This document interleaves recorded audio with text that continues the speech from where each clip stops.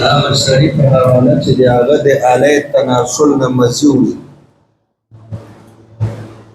مزي او مزي چې خارج شي نو د دې څه حکم او کیف يفعل څه به کوي دی بلالو دې ته به لږ ګورئ عرض مې درته وکړ چې د بولو نه علاوه د نارینه او زنانه د قبول نه درې قسمه اوبه نورې خارجي ودي هغه زیړې ټینګې اوبه دي رابشي یا د تشو بولو نه وړاندې یا د تشو بولو نه وروسته دا راوځي ټینګې دي او زیړې دي هغه هم ګورئ که اودس دې وکړو دا راووتې غسل پکې نشته اودس یو مسله ده اکثره دا هغه خلکو نه ودي خارجي چې یې چېرته جنګ جګړه کړي چا په سوکانو په ملا باندې وهلی یې یو درون وزن اوچت کړی یې غره کې مخ په بره مزل ډېر کړی او یې د ملا اډوکې لږ کمزوری د چانم چې ودي خارجيږي فورا علاج کوي حکیمانو نه خو چې نباز حکیمي دې سره د اډوکې نور کمزوری کی داسې کمزوری کی لکه وینا په دې لرګي منځ کې لګېدلې ټول لرګی خوړلې خټې اخرې کړه سره ماچ دویم مزي ده په مزي باندې بدن نه کمزوری کی دا د قوت د طاقت نښه ده د شهوت او د شهوت د غلبې نښه ده دا په وخت د غلبه د شهوت په وخت د ملاعبت مع الزوجه کې په وخت د نظر بشهوت الی الاجنبیه کې دا نری سپین تار غوندې اوبه دې راوځي علی تناسل یو سړی ناست ده اودسې کړی ده او اچانک کور ته سوچ لاړه نوی واده کړی او په تصور کې ورته د شپې مجامعت رایاد شي فوراً حرکت په علی تناسل کې راشي مزي خارجي لاړ بشي غسل نه کوي او دس به کوي بهر تقدیر دا مسله په ځان ته بیانو چې مزي پاکه ده که ناپاکه ده دلته یوه مسله اتفاقي یاده که په دې باب د جمهور علماو سلف و خلف متقدمین و متأخرین په دې باندې اتفاق ده چې مزید چانه خارجه شو او دس واجبي یعنی کلمانځه نه مخکې خارجه شو او دس واجبي څنګه جی आवाज رانغه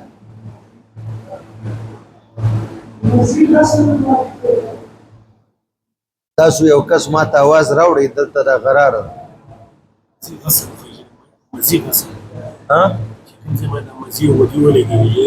اصلي خبره کوم دی کې زه اوس پر روانه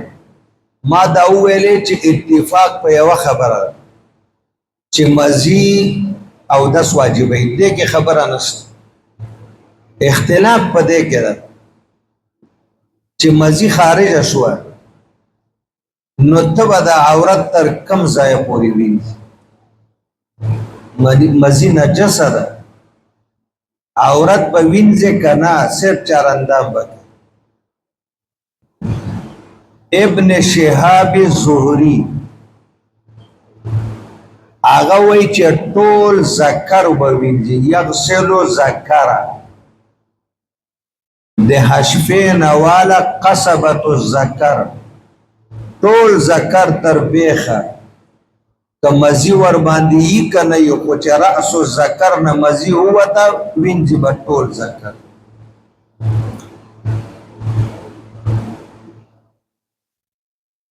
دا یو روایت د امام مالک او احمد بن حنبل نه چې یغسل الذکر کل ټول ذکر ووي دویم قول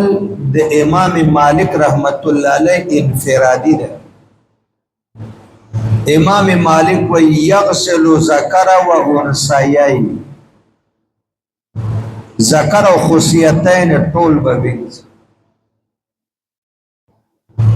یو روایت کې راځي یغسل مذاکیرا، نو مذاکر خو جمع راغلی او ذکر یو و یو ذکر دو خصیتین، تغلیب د ذکر ته په خصیتین او غلبت درې واړو نه تعبیر په ذکر. علما دی ونخلی او ټکی. امام مالک وایي چې ذکر سره د خصیتین او نبوین چې کمزي خارجه شو.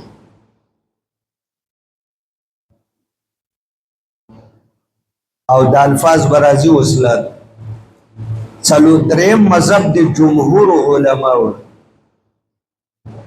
امام الائمه، امام ابو حنیفه، امام الشافعی، امام ابو یوسف، امام محمد، سفیان الثوری او جمهور سلف و خلف دی وینا نه د ټول ذکر وینځل شته نه ور سره د خصیتین وینځل شته، بلکې اق ځای پورې به ذکر ووینځي چې تر کومه ځای پورې د مزي پرته د مزي معنا رأس الذکر حشفه ځای مختون ځای چې کوم ختنه شوی د سنت شوی د حشفه چې تر کومه ځای مزي پرته د دقه ځای به وي. را بشي جدل ته زمونږ عجیبه دلایل کمن نور نقلی دلائل وم نه وایي، دا یو عقلی دلیل هم زمون ډیر په دې ځای باندې وینا پرته ده قدر الدرهم یا لګا یا ډیره من باندې وینځو کو ټول نستوړي وینځل فرض او چې په کوم ځای وړه بولې غټه بولې وینا نجاست پروت د عام نجاسات حکم او د مزي حکم یو. فعام نجاساتو کې موضع النجاست وینځل کی، نو دلته موضع النجاست رأس الذکر حشفه ده چې کوم ځای پورې دا رطوبت د مزي لګیدل ده بس هغه نه ټول ذکرم نشي وینځل نشته او د خصیتانو پکې. بیا من باندې اعتراض راځي احناف وبا وی بیا رسول الله مبارک ولی ویلی دي چې دای دا وی نو تبوی چې دای علاجن ورته ویلی، علاجن دا حکما شرعیا ندا تنظیفا ندا علاجن. ما درته ویلی هغه چانه مزید ډیر ازي چې هغه د ځواني په جوش او خروش کې کنری که خزه د خزنه ډیر زیات دي چې خمست شوخه خزه دا گرمایش چې بچا باندې رچا مزاج چې ګرمي هغه نه ډېر نو علاج دار چې زر په سړو وو استنجا و بس هغه کم حرارت چې خصیتینو کې داو او ستا په علی تناسل عورت د خزه کې دا کاغه استنجا او پلتاو کا په یو وو هغه به ختم د مزي وتل به کم شي. وې د دې مثال شته چې وینځلو سره دا کمیږي وای ولې نه دا یو میخه وخه غوا دا روانه کړې د حرم په هداياو کې ده او لنګه ده مولانا صاحب خو ته نشل وشله غولان جېډه کې شوي او شو د ورنو نوري بېږي نو ته به داسې وکړې چې بار بار به دا د میخې دا دی وخه دا دی غوا دا دی چيلي غلاندې په یخو وبو وینځي نو چې څومره ډېرې وینځي هغه شو درا وتل به باندې دا قران چې دلته مزید نه ډېره خارجيږي ته زر زر استنجا کوه حرارت مقابله برودت باندې وشو مزاج د سور شو د مزیرا وتل بکم دا خو هغه مدني او علاج خو دلته لکه یو خزره دی هغه د استحاض بیماری ده سخت آقا ورته ویل چې وینا وې پدې ویجی ډیر زیات رسم د باران د ناوې په شان د نبی د روانه په یو لوی خانک دی وګو نړک او پیجامه د لری کو پاغي کې کېنه خدا خو ورته علاج خو ده چې ستا عورت سره به د اوبو برودت ولګي د وینې حرارت به په دې کم شي وینه راوتل به کم شي ځینې احکام نبی پاک به طور علاج کړي دلته هم د مذاکر چې جمع راغلي یا انثیې چې ورسره راغلي دا به طور علاج راغلي نه به طور تنظیم نو د جمهورو مذهب دار چې موضع النجاست چې په کم ځای مزي لګېدلې ده هماغه ځای دی وایه بس وبه قال حدثنا ابراهيم بن ابي داود قال حدثنا ابي بن الاسلام قال حدثنا يزيد بن زريع قال حدثنا روح بن القاسم عن ابن ابي نجيح عن عطاء عن اياس بن خليفه عن رافع بن حديد رضي الله عنه ان علي امر عمانا ان يسال رسول الله صلى الله عليه وسلم ورپرون لنډه بیان تیر چې علي صاحب د ارمانځه د پاره او داس کوي هغه هو کثیر المزي اخو د مسجد وجره کو دا نه چې د هر مانځ لپاره او د واجب نو علي صاحب عمار ته ویلو مقداد ته ویلو تاسو زما په وکالت رسول الله نه تاسو کې خو زمانه ما ورته ما خیر ايسر رسول الله صلى الله عليه وسلم عن المسجد فقال يكسر مذاكير ورا مذاکر راغلي کنه ابن شهاب زهري وی ټول ذکر مالک احمد صاحب وی درې وړاله قال ابو جعفر فذهب قوم الى ان غسل المذاكير واجب على قوم خذو په جنده کنه اذا امزى واذا بال واحتجوا في ذلك کله تشه امتیاز هم کړی دی وراسو ذکر ور باندې شوی دا وین چې به کوم مسجد وقالوا في ذلك اخرون فقالوا دينا جمهور علماء مراد احناف لم يكن ذلك من رسول الله صلى الله عليه وسلم على ايجاب غسل المذاكير دا چې رسول الله مذاکر ورته ویلي دی په تور تنظیف نه دی ویلي چې د دې تنظیف واجب ده ولکن ليتقلص المزي دا دې لپاره چې مزي ودري کې بند شي بند د علاجن ورته ویلي دا مزي ډېر ازي علاج دار چې وی ټول ذکرل فلا يخرج قالوا ومن ذلك ما امر به المسلمون في الحديث ګوره د دې مثال شریعت کې دا چې مسلمانان حج ته روان دي هدايا روان کړي څاروي او هغه لنګ دی هغه د غلام زره شوده زی مسلمانانو ته حکم د ایون زها چې او دی وینځي زورعه ولانځ د حیوان بالماء په بو باندې نو چې وی وینځي ليتقلص ذلك فی نو دا شوده په غلانځو کې بند شي بیا به بهر نه راوځي ليتقلص ذلك فيه فلا يخرج وقد جاءت الاثار المتواتره بما يدل على ما قالوا في ډېر آثار مرویه د مختلفو صحابه کرامو نه نقل دي چې هغه په دې دلالت کوي چې ټول ذکر وینځل نشتا او رسول الله کوي به تور علاج ویلي نه به تور حکم شرعي او تنظیف ما حدثنا ابن ابي داود وابن ابي عمران قال حدثنا عمرو بن محمد الناقد قال حدثنا عبيده بن حميد عن الاعمش عن حبيب بن ابي ثابت عن سعيد بن جبير عن ابن عباس رضي الله عنهما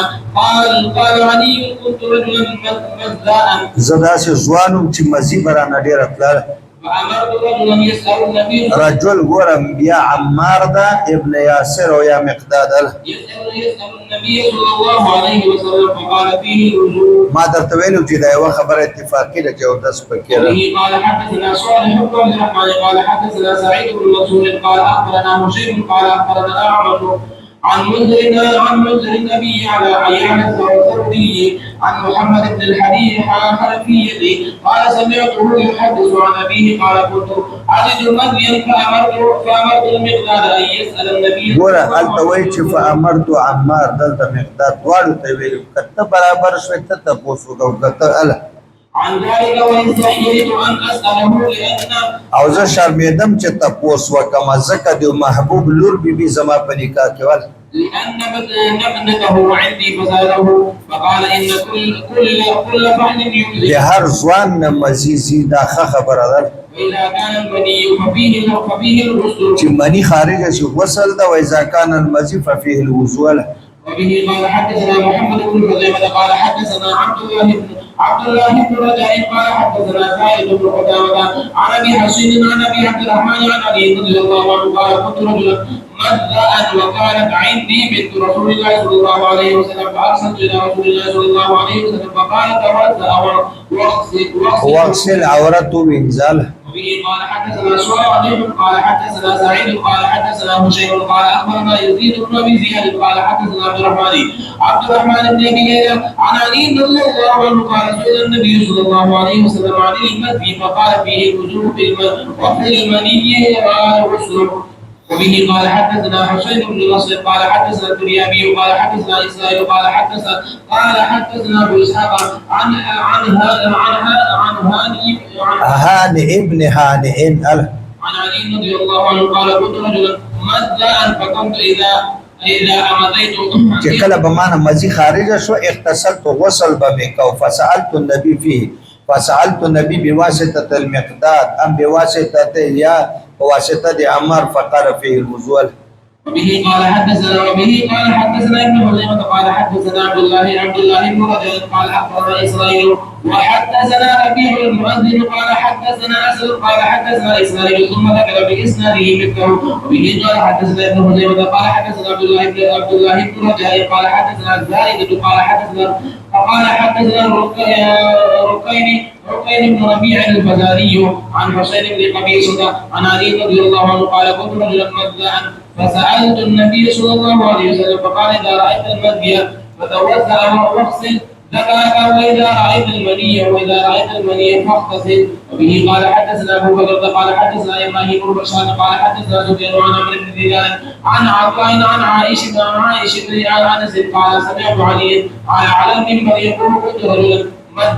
ګوره دا خبره پر سر منبر وکړه چې فائدہ عامه شي ډېر مسلمانان د دې مسلې نه خبر شي. فأردت أن أسأل النبي صلى الله عليه وسلم فاستحييت منه لأن ابنته كانت تحت رسول الله لور بي زماني کا کې وځ شربېده ما ته پوس نشو کول. فعمرت عمارا فسأله فقال يكفي منه الوضوء. قال أبو جعفر فلا ترى أن علي رضي الله عنه لما ذكر عن النبي صلى الله عليه وسلم ما أوجبه عليه في ذلك ذكر وضوء. په خروج د مزي باندې څه واجبېږي ذکر وضوء الصلاه. آقا مدني ورته ویلي چې او دست سړی کوي مانځه ته معنا او دس په واجبیت. فثبت بذلك ان ما كان سوى وجوب الصلاه مما امر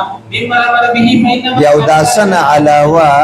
یو داسنه علاوه چې رسول الله کوم امر کړی فانما كان ذلك لغیر المعنى الذي وجب له وضوء الصلاه. دا علاوه د هغه علتنا چې او دس واجبې د منځر عبارت څه معنا هغه د علاج لپاره کړی ده د حکم شرعي لپاره نه کړی. وقد روى سهل بن حنيف رضي الله عنه عن رسول الله صلى الله عليه وسلم قد دل على ذلك على هذا ايضا. وبه قال حدثنا نصر بن مرزوق وسليمان بن شعيب قال حدثنا يحيى بن حسان قال حدثنا حماد بن زيد عن محمد بن اسحاق عن سعيد بن عبيد بن سباق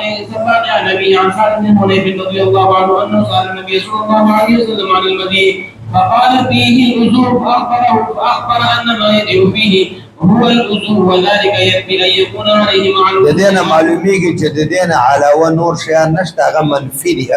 وإن قال قائل فقد روي عن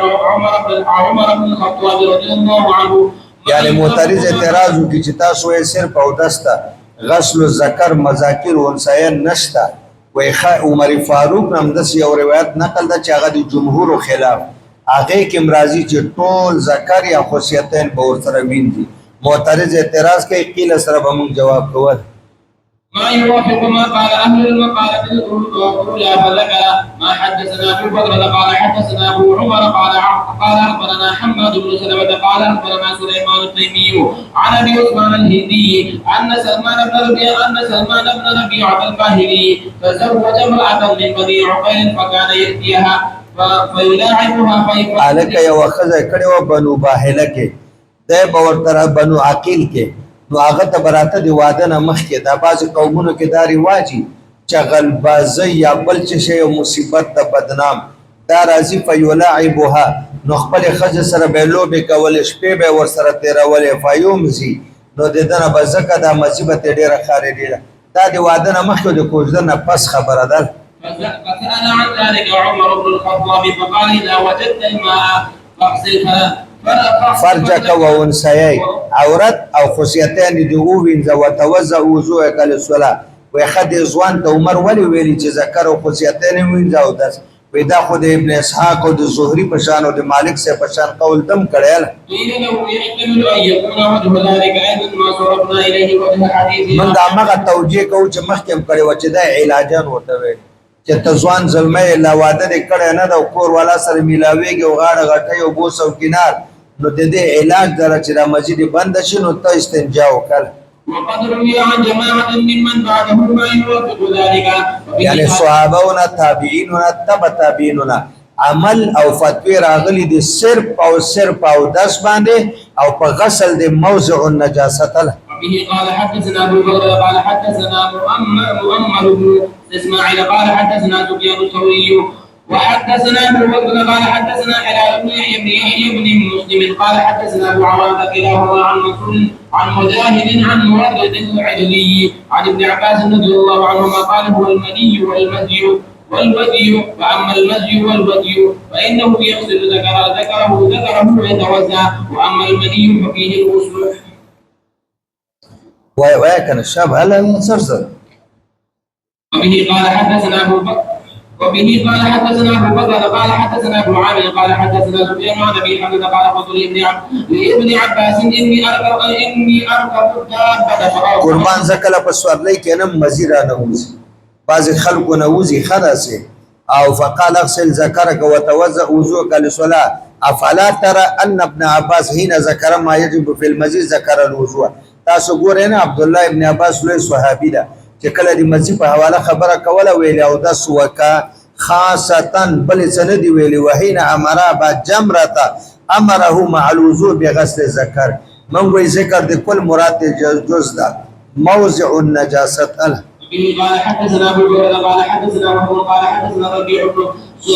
صبيح عن ابي الحسن بن المسيح والنبي فقال يغسل فرجه ويتوضا والوضوء لصلاته. دا فرج ذکر د کل مراد نه جز راس الذکر ال به قال حدثنا ابو بكر قال حدثنا ابو عامر قال حدثنا سفيان عن زياد بن فياض عن سعيد بن جبير قال اذا انزل رجل غسل الحشفه عليك غسل الحشفه راس الذکر کم ځای چې سنت شوی اما قضې په مزي باندې لوندي دا دی وینځي وتوزا وضوء للصلاه او داس دیو کی چار اندام شرعي او ګوره حشفه ذکر د موضوع النجاست له قال ابو جعفر فهذا وجه هذا القول من طريق التصحيح مع الاثار کته اثار مرویه په صحیح هغه باندې محمل عمل کوي نو هغه داو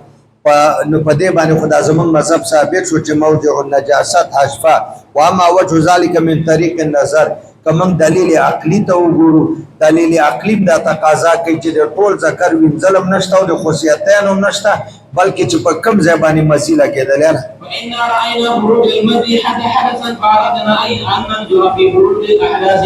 ما الذي يجب به فكان خروج الغائب يجب به غسل ما اصاب البدن منه او غره د مو چې غټه تقاضا وکړو او مخرج وینځو کنه بل ځای خو نه وینځو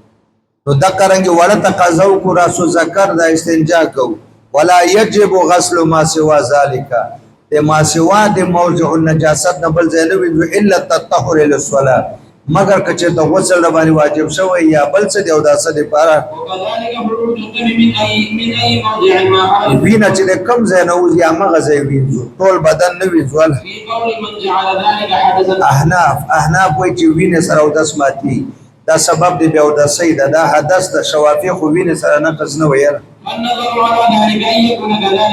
تقاضا د دلیل عقلی دار چې وتل د مزي بیا د سیره ولی لا يجب فيه غسل غیر موضع الذي اصاب چې کم ځای ته مزي رسیدل نه ده د ذکر تر بیخه یا خصوصیتین دی هغه وینځلم واجب نه دی علاوه د دینه چې سړی مانځه ته ځان پاکي هغه چار اندام ده لکه څنګه چې په دلیل نقلی باندې د احناف مذهب ثابت شو چې حشفه به وینځي په دلیل عقلی باندې د احناف مذهب ثابت شو چې په عام نجاساتو کې موضع النجاست وینځل کېږي نو مزي نجس ده دلته به موضع النجاست دا د ابو حنیفه ابو یوسف محمد ابن حسن رحمهم الله اللهم تخیر نور